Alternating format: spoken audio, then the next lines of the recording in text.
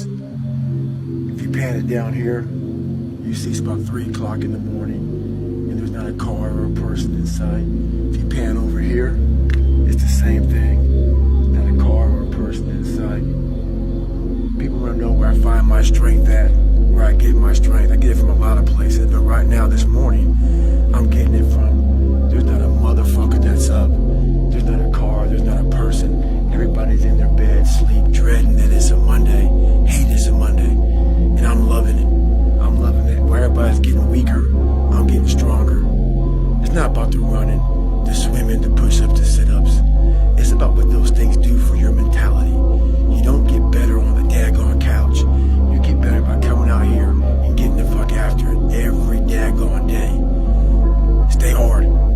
It was 90s. What it's all about. Yeah. I don't care how good you are in anything. You don't have discipline. You ain't nobody. Right. You're nothing without discipline. Because you give up under the slightest struggle without discipline. 100%. Who fought in these wars? You have no idea how big of a deal this is to me.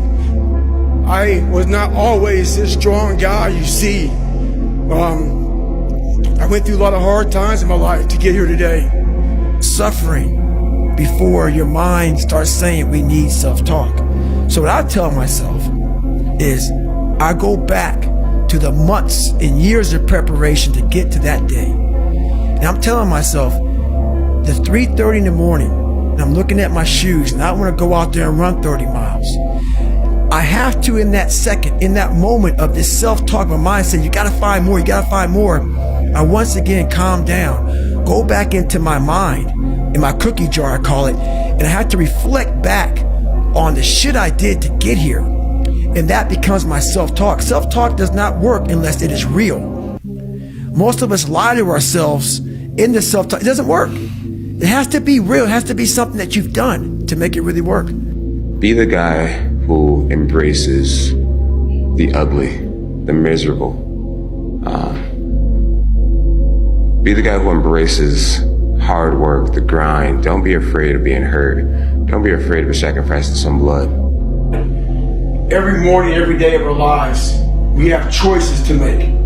You have the choice to stay in bed, to say, forget it, I'm not gonna work out today, or forget it, I'm not gonna work hard today. You always have a choice every single day of your life. A lot of times I'll be in a 200-mile run or something like that, and I'm all jacked up. Body's broken, mind's broken, spirit's broken.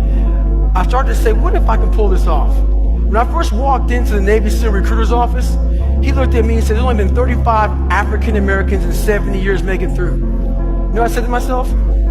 What if I can be the 36th? It's the what if I can pull off a fucking miracle. What if I can become someone that no one thinks I can be? And just me talking about that, I have the hair going up on my arms because it makes me just like, what if?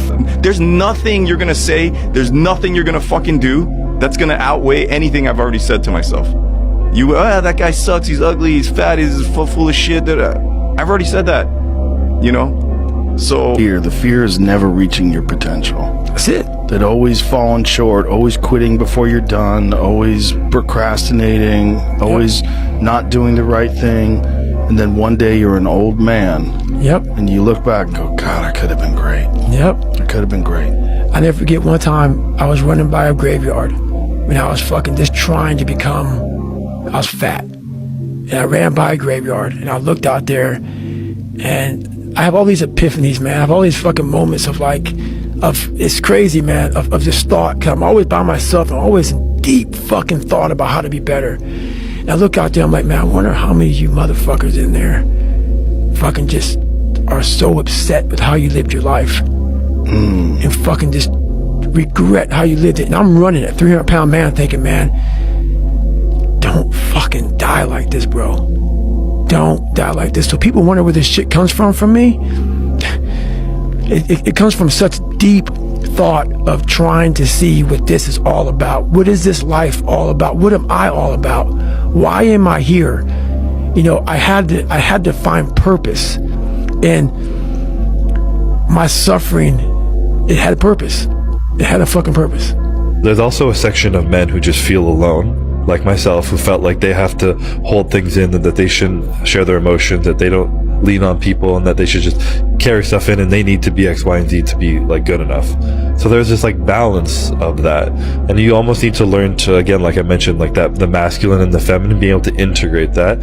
I feel like a real man is confident and comfortable enough to embrace the feminine energy he has in him. If he's emotional, let it out, but also have that masculine side of it, be like, I'm going to be emotional right now, but I'm still going to go and fuck shit up right now, you know? I'm still going to take charge of what I want with my life. I'm going to work fucking hard and be disciplined, but I'm going to accept that sometimes I'm going to break down, and it's going to be, I'm not saying that women break down, but there's more emotion over there, and allow it to feel it and to ask for help and to lean on people and be able to balance those two, and that like yin and yang. I think that's what's missing personally. Right? Like you can be going as fast as possible in the wrong direction, and it actually takes you further away from the destination. This is something that a lot of people, I call it the manopause, which is mid-20s toward late 20s. A lot of guys, it seems like you had yours earlier, realize that a lot of the values that they hold, a lot of the things that previously they took a sense of self-worth from, that the world told them that they should value, they don't make them feel fulfilled anymore. And they go, oh fuck, like I got toward the top of this mountain and I realized that it was the wrong mountain that I climbed, and actually I was supposed to be on that one over there. And it's difficult because in order to get to that one, you need to go back down this one that you've already climbed. You need to dispense with the stuff that you've got rid of. This is why I think introversion is such a cheat code, because like I feel like you're less at the mercy of other people's desires. Because even like for me, I noticed that if the more frequently and the more for a sustained period of time I'm involved in certain just patterns of behavior, oftentimes socially or just what I do in general, you just become locked in those patterns and it becomes more difficult. You have more of like a narrow perspective. So, you know, the brain's malleable, it just gets programmed in that way and you're just kind of operating that way. So for me, a lot of like the best insights that I've gotten are like times when I like completely just like fully detached and just entered this weird like meditative just like flow state of just being just so just alone. What I've learned is that most of the sabotage in your life is self-induced. Hear me out, okay? Most of the sabotage that is self-induced in life is because you do not have the self-regulation to do that which you know you need to do. So you need to be able to ask yourself, right? You know you need to go to the gym. You know you need to start this business. You know you need to read this book, but you don't do it. Why? Why don't you do it? Not, oh, I didn't do it today. No, why didn't you do it? Why did you cave to the nonsensical bullshit and the perspective that you're above the grind, you're above the work, you're above the consistency? Because these are the things that are holding you back. We understand that consistency compounds. I've said this once and I'll say it again. But why is it that you know what to do, but you don't do it? Don't just say, oh, because I'm lazy. No, that's not good enough. Right? No, it's not that you're lazy. Something else is wrong. You need to be able to identify these things. And once you identify these things, you're able to tackle them effectively. It's because I fought for it. Because no one gave it to me. Because it was just me alone in the gym, me alone in the mirror, me alone in my head. No one did it for me. I worked for it, and I'm never going to let someone else take that from me. It's because... Like, what bothers you about yourself? I just wish I just felt more comfortable in my own skin a lot of times, you know, because I feel like I would be able to be more effective as a person if I could just like kind of not toil in some of my own, you know, small self-worth issues or like lack of confidence at times. You know, I wish I could trust my instincts, and I wish my instincts were like better calibrated so that I knew when if I was doing like okay and good stuff, then my insides like told me you're being okay, you don't have to worry, you know?